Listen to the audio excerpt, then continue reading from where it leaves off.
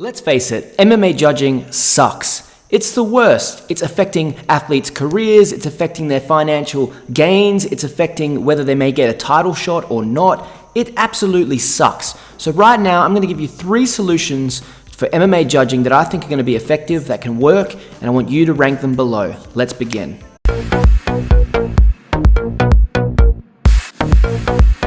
My first solution for MMA judging is more judges.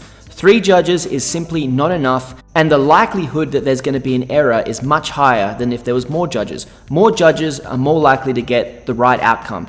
In my opinion, I think there should be 7 judges. Chuck them all in there. That's, if it was a UFC octagon with 8 sides, that's almost a judge on each part of that octagon that has a clear view of the fight going on and is more likely to get a good result. You put 7 judges in there, even if 2 or 3 mess up, you've got the majority rules, and one fighter is going to be clear winner, and it's going to be the right call, I believe. The second solution I have is statistical scoring. And what I mean by that is there needs to be a blueprint, a guideline of what every move, every defense, everything is worth in terms of a scoring point.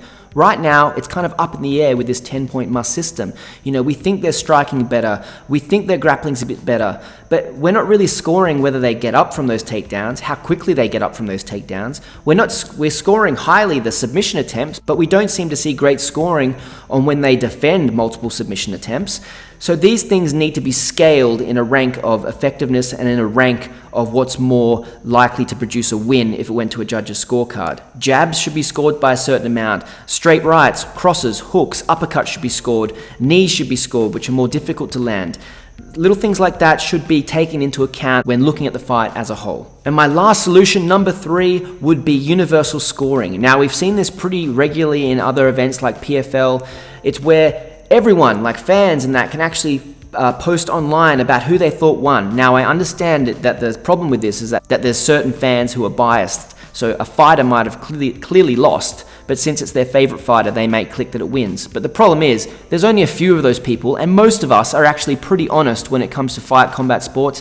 Every single round that I've seen scored in this system has been correct in my opinion, and it kind of sways in a percentage factor. So I think universal scoring would be another great solution to add, and it really helps negate the majority of the bias, and when I've looked at it online, most of the time those fighters win. What do you think of my 3 solutions? Please like, subscribe to this channel, it's brand new. Every Monday I'm going to come up with a new video where we talk about these topics, do podcast, and Season 1 tipping competition is coming up on May 7th for UFC 288. Thanks so much for tuning in, and I'll see you next time on Sam Does Fights.